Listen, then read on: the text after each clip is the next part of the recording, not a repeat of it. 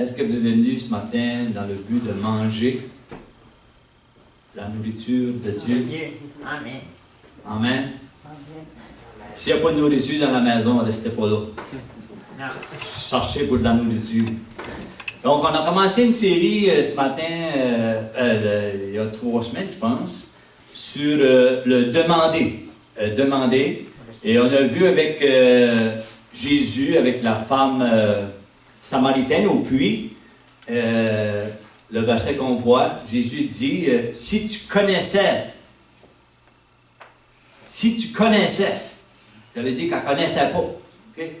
Si tu connaissais le don de Dieu, en d'autres mots, si tu connaisserais ce que Dieu veut te donner. Et dans Osée, il va dire, mon peuple périt parce qu'il lui manque la connaissance.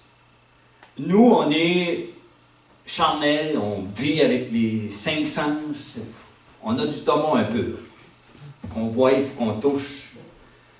Mais Jésus a dit à ses disciples, il dit, j'ai à manger une nourriture que vous ne connaissez pas. Quelle était cette nourriture? Et Jésus va dire à la femme au puits, si tu connaissais le don de Dieu, qui est celui qui te dit, donne-moi à boire, tu lui aurais toi-même demandé à boire et t'aurais donné de l'eau vive, c'est-à-dire de l'eau vivante. Elle va dire, donne-moi cette eau vivante. Vous, ce matin, est-ce que vous dites ça? Donne-moi cette eau qui donne la vie.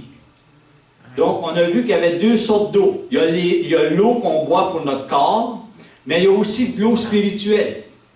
Et la semaine passée, on a vu que Jésus, il va mentionner aussi qu'il y a 2 sortes de pain.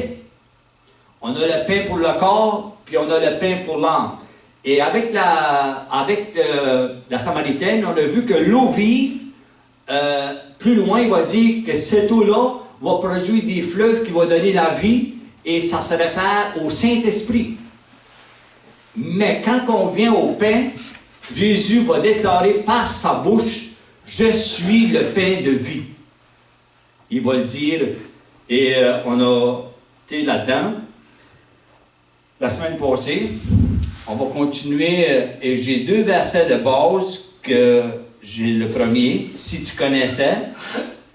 Ensuite, l'autre verset qui est Jean 15, il dit, si vous demeurez en moi, donc il y a une condition, si vous demeurez en moi, et que mes paroles demeurent en vous, demandez ce que vous voulez.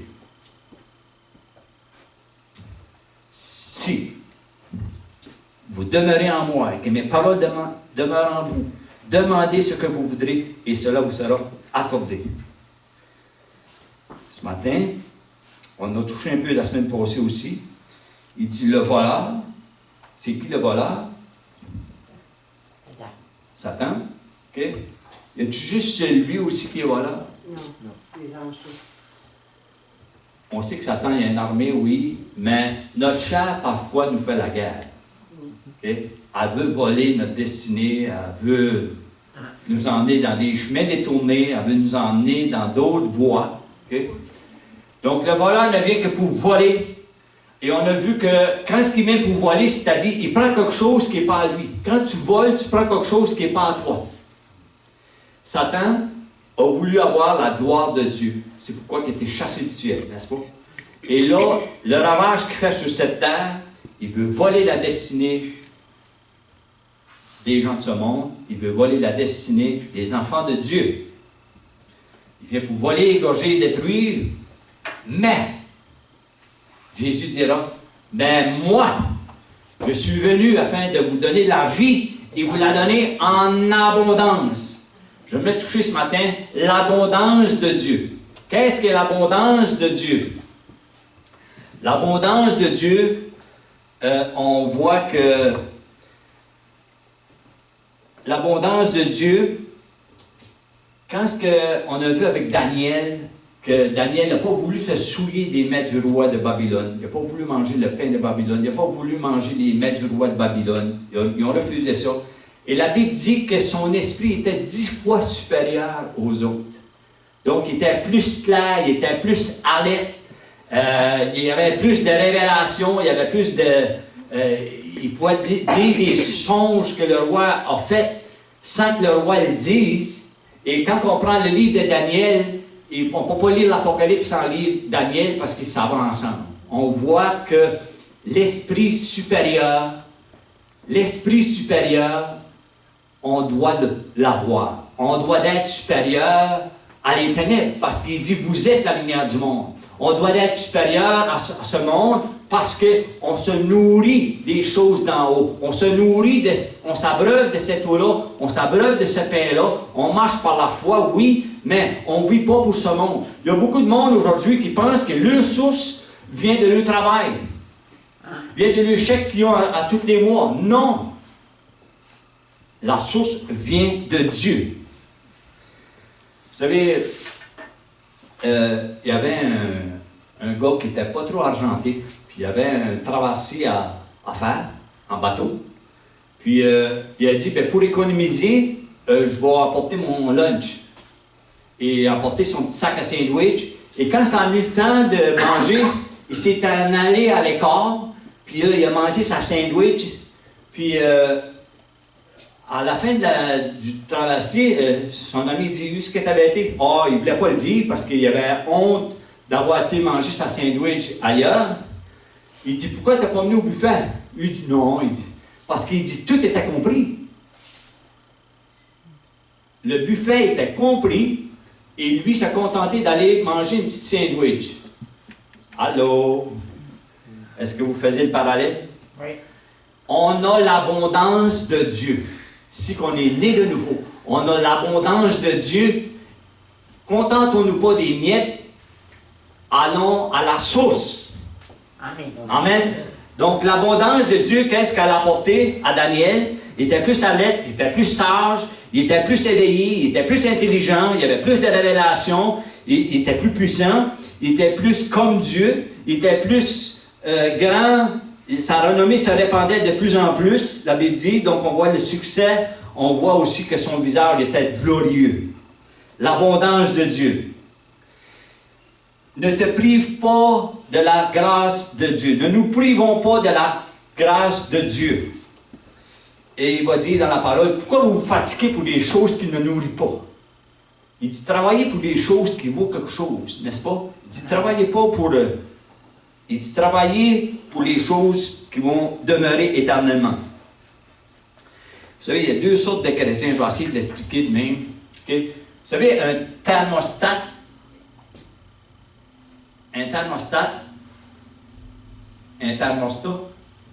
non, un thermomètre.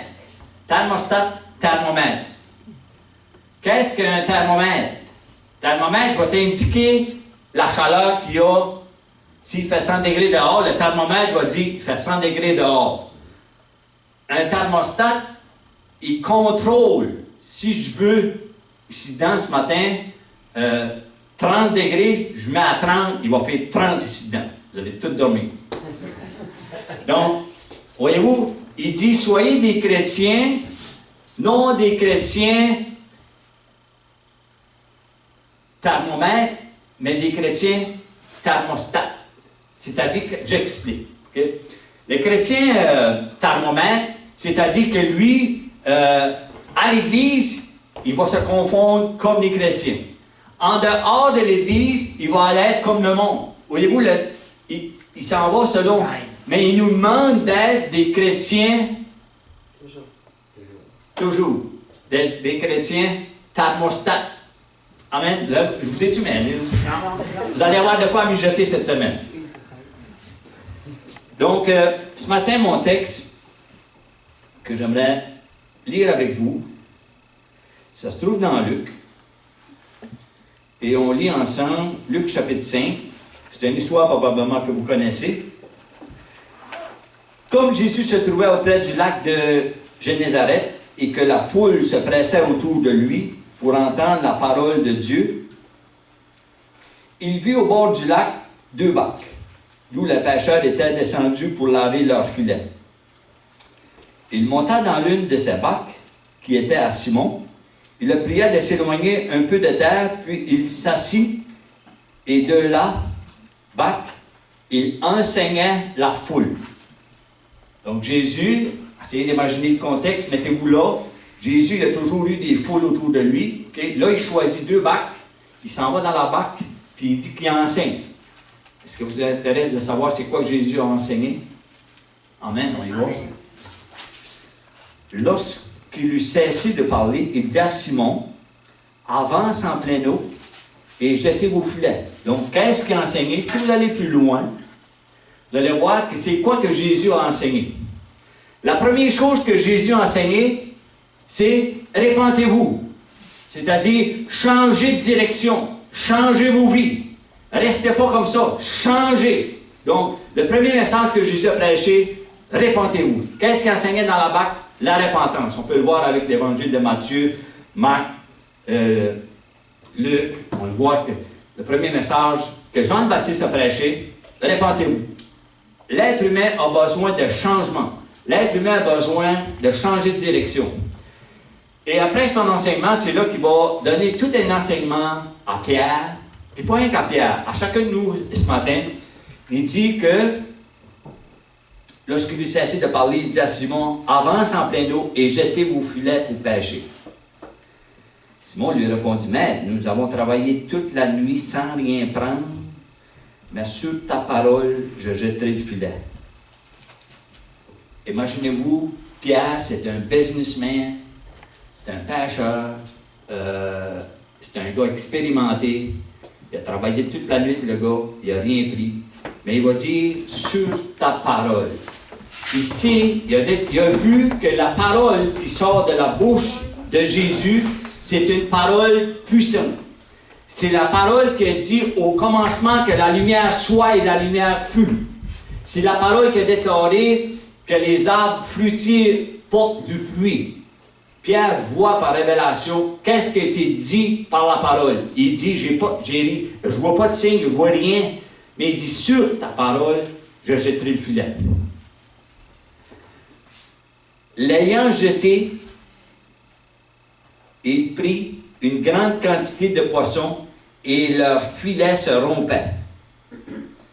Ils firent signe à leurs compagnons qui étaient de l'autre bac de venir les aider. Ils vinrent, ils remplirent 2 bacs au point qu'elles s'enfonçaient. Quand il vit cela, Simon-Pierre tomba à genoux, aux genoux de Jésus. Il dit, Seigneur, retire-toi de moi, parce que je suis un homme pécheur. Car l'épouvante l'avait saisi, lui et tous ceux qui étaient avec lui, à cause de la pêche qu'il avait faite. Il en était de même de Jacques et de Jean, fils de Zébédée, les associés de Simon. Alors dit à Simon, ne crains point, désormais tu seras pêcheur d'hommes. Et ayant ramené les bacs à terre, ils laissèrent tout et le suivirent. Donc il va dire, avance en pleine eau. Il dit au verset, il dit, avance en pleine eau. On va revenir un petit peu.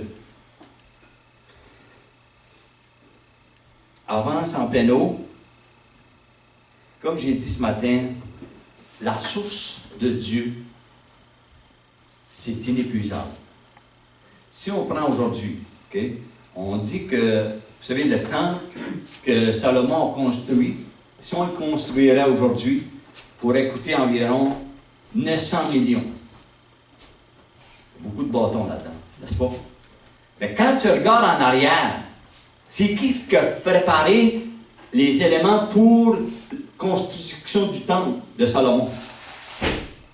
David était seulement un petit berger dans le champ. Okay? Un berger, en Israël, c'est les pauvres. Pourtant, la Bible nous dit que David a voulu construire le temple que Salomon construit, n'est-ce pas? L'Écriture dit, David a voulu construire ça. Comment ça pouvait coûter pour construire le temple? Un petit berger, où est-ce qu'il a pris sa source? C'était pas la source de David, de son petit gagne-pain, de son petit chèque à toutes les semaines. C'était pas ça. La source de l'abondance est de Dieu. Amen. Amen. La source est de Dieu. Amen. On dit probablement que dans ce temps-là, je ne sais pas comment ça peut coûter, mais si on dit qu'aujourd'hui, ça peut coûter 900 millions.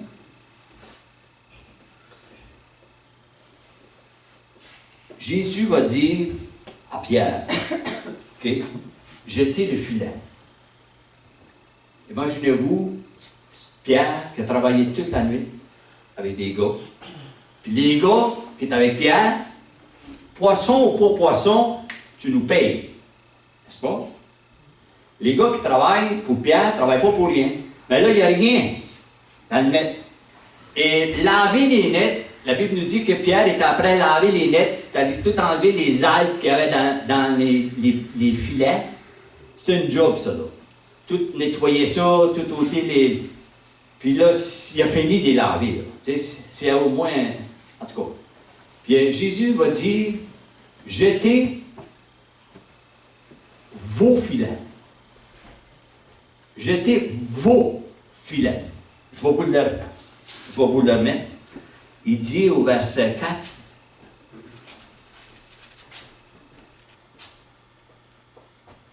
pourquoi tu ne veux plus y aller? Pourquoi tu ne veux plus y aller? Ici, verset 4.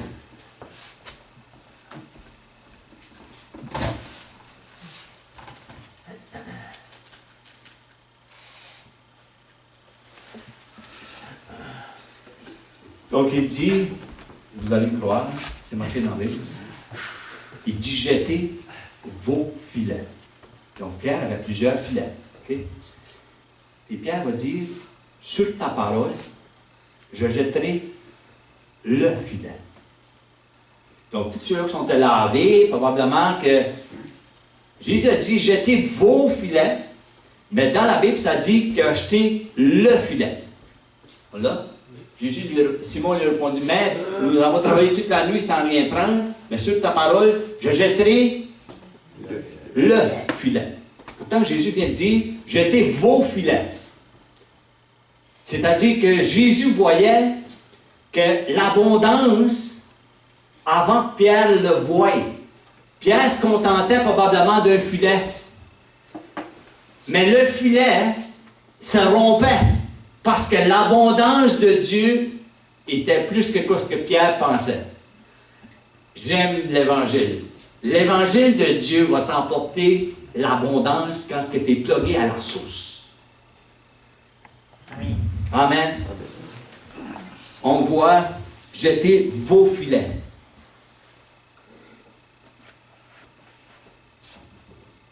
Lorsque tu es en difficulté, c'est le temps de Dieu de te montrer ses muscles. Lorsque tu penses que pour toi, tu ne vas pas... faut que tu lèves les yeux plus haut, puis tu ailles te plugger aux sources qui viennent de Dieu. La source vient de Dieu. Comme j'ai dit pour David, que le collier du champ qui vient pour bâtir un temple, lui, ce qu'il a pris de cash, c'est pas sa petite job de berger qui a emmené, qui peut construire un temple. N'est-ce pas? Donc, Jésus est en train de nous montrer qu'il y a une abondance. Il y a quelque chose de plus. Lorsqu'on voit... Je peux vous donner un exemple. Avant que je connaisse... Je ne dis pas que je suis riche, mais avant que je connaisse Dieu, j'étais tout le temps broke. J'étais tout le temps cassé. J'étais tout le temps, tu sais, fait d'argent de nécessité. Tu sais, j'étais tout le temps... Mais la conversion à Dieu a fait, quand je regarde en arrière, tout ce que j'ai, je le dois à Dieu. Est-ce que vous pouvez en dire autant? Amen. Donc, on voit que l'abondance de Dieu est pas juste pour les élites spirituelles, c'est pour tout le monde. Vivre dans la plénitude de Dieu. Donc, connecté à la parole divine, connecté, on a vu avec Jean 15, 7, quand il dit si C'est une condition. Donc, c'est de se connecter à cette parole divine-là, l'abondance.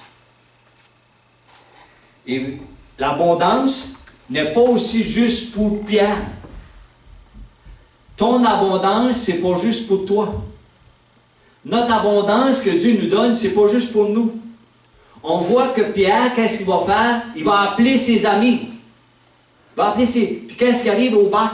Les bacs sont remplis d'abondance. L'abondance de Dieu n'est pas juste pour notre ego. L'abondance que Dieu nous donne, et là, je pourrais parler de les offrandes, mais ce n'est pas mon message ce matin. Et on voit que là, Pierre, il voit la sainteté de Dieu quand il voit sa main. Donc, on voit le respect que Pierre va avoir quand il voit le miracle de Dieu. Quand il voit, hey, wow, c'est pas, on ne voit pas ça. Donc, la sainteté de Dieu va t'emporter à l'élever. Amen. Amen. Donc,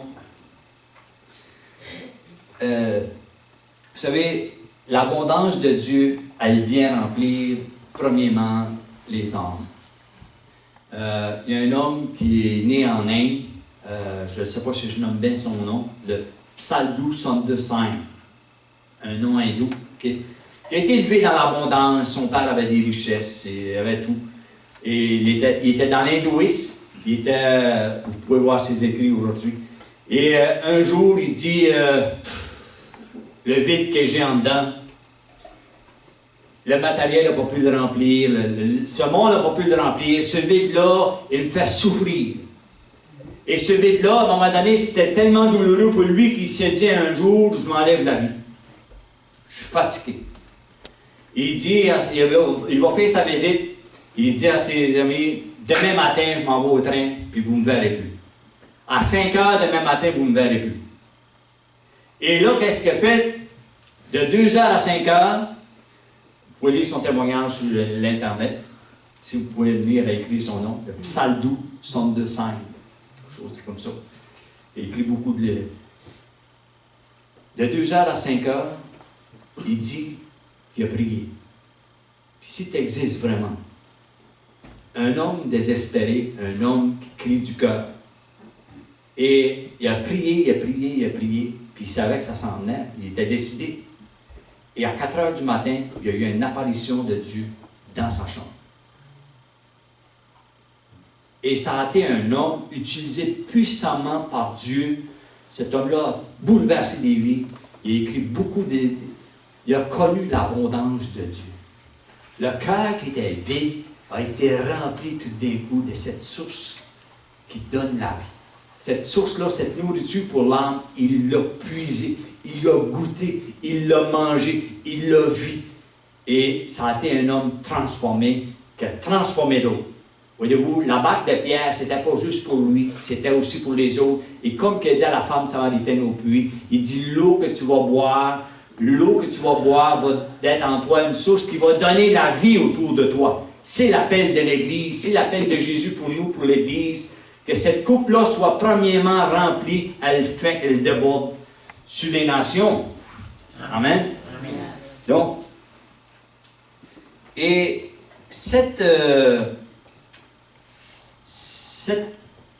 on voit que si on prend cette scène-là qui vient d'arriver, que Pierre, que l'abondance de Dieu, mais ça peut facilement s'éteindre, ça peut facilement oublier. Et Jésus va répéter la même scène, encore avec Pierre. Voyez-vous comment est-ce que le cœur de l'homme parfois peut être dur? D'oublier, tu dis, hey, il oubliera jamais ça.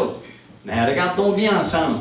Avant, Jésus, il est mort. On regarde la fin de l'évangile de Jean, Jean chapitre 21. Peux-tu le mettre, toi, ça? Oui. Oui.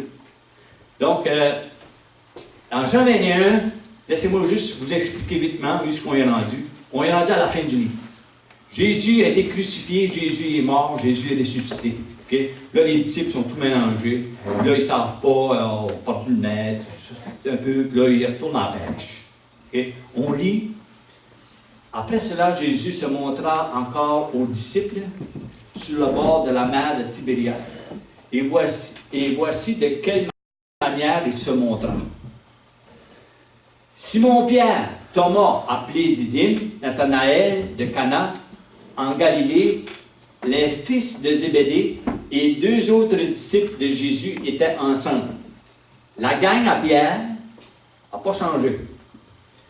Simon-Pierre leur dit, « Je vais pêcher. » Ils lui dirent, « Nous allons aussi avec toi. » Ils sortirent et montèrent dans une barque cette nuit-là, et ils ne prirent rien. Le matin étant venu, Jésus se trouva sur le rivage, mais les disciples ne savaient pas que c'était Jésus. Jésus leur dit, « Enfants, un enfant, c'est différent d'un adulte. Il doit avoir une croissance. Jésus va les appeler les enfants. Ce n'est pas mon message, mais il y a un autre message là. N'avez-vous rien à manger? Ils lui répondirent non. Ils n'ont rien à manger. La gronde. On a travaillé pourtant. Il n'y a rien. Il leur dit, jetez le filet du côté droit. La spécification de Jésus. Un peu quand ce que Élie, quand ce qu'il a dit, Dieu a dit, va au Jourdain, tel endroit, là, tu vas te faire nourrir par les corbeaux. Élie est allé là. Dites avec moi, là. Donc, on voit la direction de Dieu. Après ces temps-là, il va dire, OK, va à Sarepta. Là, il y a une femme veuve. C'est pas une riche, c'est une femme veuve, puis elle va te nourrir. Et quand est-ce que Élie va obéir, qu'est-ce qui arrive? Quand il arrive là, la veuve a dit, ben, il me reste une petite poignée d'huile, puis une petite poignée de farine, puis c'est pour moi et mon fils, on mange ça, puis on meurt. On est dans une famine. Élie va aller demander, il va dire à la femme, va te chercher des pots en grand nombre. Dites avec moi, en grand nombre. En grand nombre. Aussi gros que tu veux. Moi, je ne sais pas, mais on a toute une ambition personnelle, n'est-ce pas? Il me semble qu'il n'y aurait pas eu de place dans la maison. Je n'aurais eu dans la rue, je n'aurais eu dans la ville. Les pots, venez-vous-en. Il a été dit, là, je suis en business. Donc, on voit, puis il dit, tant que l'huile va couler, tant qu'il va y avoir des cruches, l'huile va couler. On voit l'abondance de Dieu. Elle a vendu ça, elle a payé ses dettes, elle est dans l'abondance, dans une famine. Voyez-vous la puissance de Dieu? C'est le même Dieu d'hier qu'aujourd'hui. L'abondance de Dieu doit couler en nous à flot. Est-ce que vous avez cette abondance de Dieu? Amen. Donc, on voit ici que Pierre, il va avoir une direction de Jésus qui veut dire, jette-les là, à droite. Dieu va te donner une direction. L'Esprit Saint dit qu'il va vous conduire dans toute la vérité. Le problème, ce n'est pas Dieu, ce n'est pas le Saint-Esprit. Le problème, c'est d'écouter Dieu. Quand Dieu te dit, va là, va là. Quand Dieu dit, va pas là, va pas là. Amen? Amen. Donc, il dit, jetez le côté droit de la barque et vous trouverez. Ils le jetèrent donc, et ils ne pouvaient plus le retirer à cause de la grande quantité de poissons. L'abondance de Dieu. L'abondance de Dieu. Alors, le disciple que Jésus aimait, dit à Pierre, qui était le disciple que Jésus aimait? Jean. Donc, c'est le Seigneur. Quand ce que Jean dit à Pierre, c'est le Seigneur. N'oubliez pas que ce qui vient de se passer avant, on est dans la fin. On est dans la fin de Jean. Jésus est mort, il est ressuscité, il est là. On dirait que c'est comme Pierre, il a oublié ça, puis il a retourné à sa vie. Il a retourné bien à ses habitudes. Il a retourné bien dans les petits fruits qu'on pourrait dire. Mais Dieu veut essayer de dire, écoute, Il y a un chiffre qui s'est fait. Il y a un changement qui s'est fait. Tu n'es plus pareil. C'est pour ça que Paul va dire, si quelqu'un est en Christ, c'est une nouvelle personne. Les choses anciennes, c'est passé. Toutes choses sont devenues nouvelles. Tu n'es plus pareil. Il y a de quoi en toi qui est. Donc, il dit, dès qu'il eut entendu que c'était le Seigneur, il mit son vêtement, sa ceinture, car il était nu. Probablement qu'il y avait même des vagues qui se faisaient mouiller, puis il est tout nu trempe. Car il était nu, il se jeta dans la mer. Les autres disciples vinrent avec la barque, tirant le filet plein de poissons, car il n'était éloigné de terre qu'environ 200 coudées.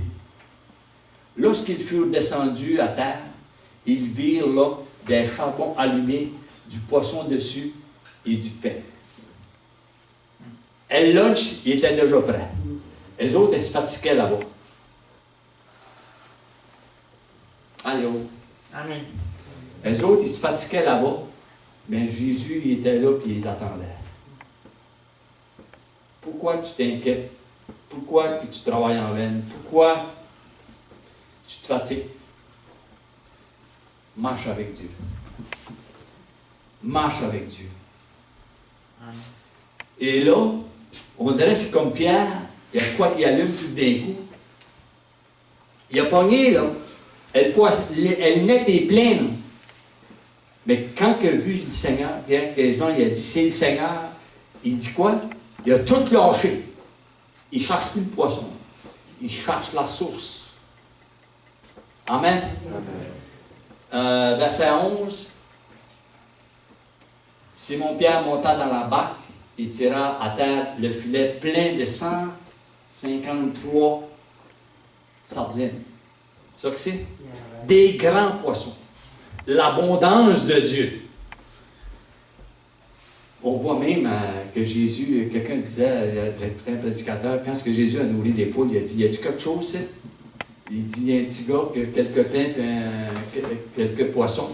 Il dit, on pourrait dire, une sandwich aux sardines.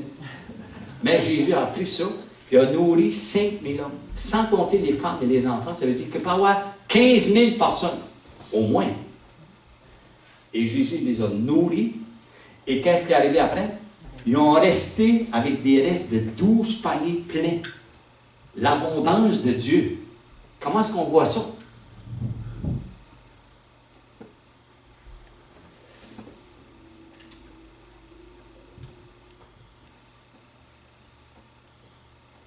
Et quoi qu'il y en ait tant, le filet ne se rompit point. Le filet de Dieu, il ne se brise pas. Le filet que Dieu, lorsque Dieu dit, jetez le filet, c'est correct. Mais quand il dit jetez vos filets, c'est-à-dire pas juste un, les filets. Pourrait dire, ben j'ai une entreprise, c'est suffisant. Peut-être que Dieu va te demander, ben prends-en une autre entreprise, puis prends-en une autre entreprise. Dieu a donné des dons différents. Peut-être que tu dis, ouais, mais avec ça, je suis suffisant.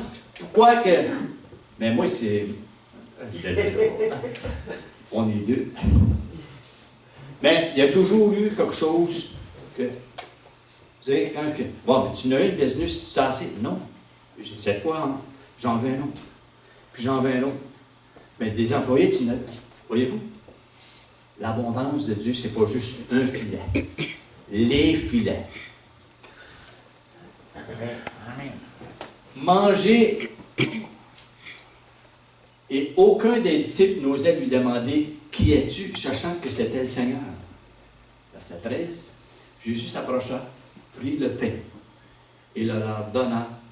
Il fit de même du poisson. Verset 14.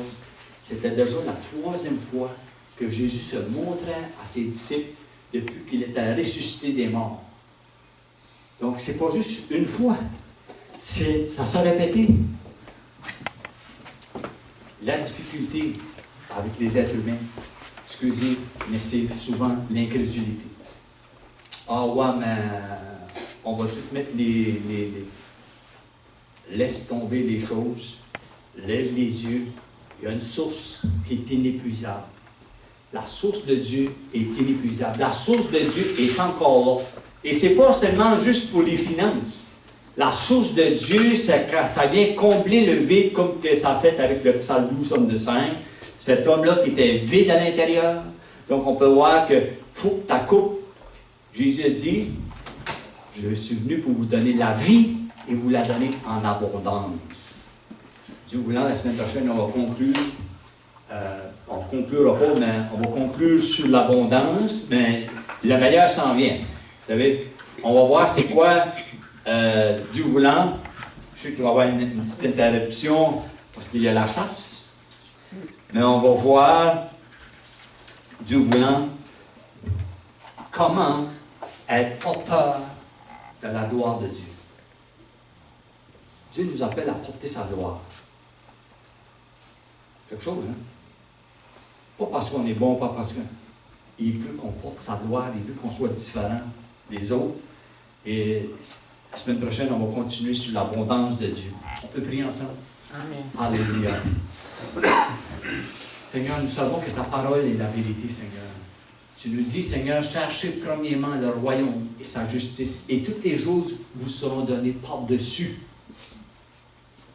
Père éternel, ce matin, je veux, Père, faire cette prière devant ton trône de grâce. Je veux que ton ciel soit ouvert sur chacun et chacune, Père éternel.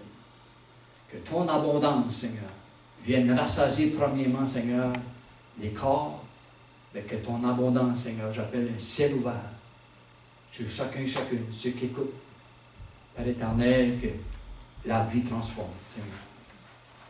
Avec ton abondance, Seigneur, on voit que David a voulu te construire une maison, Seigneur.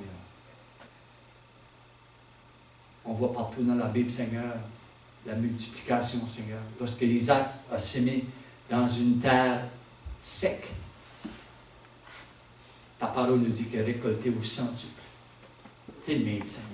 Père, j'appelle un ciel ouvert. Au nom de Jésus, Père. Amen. Amen.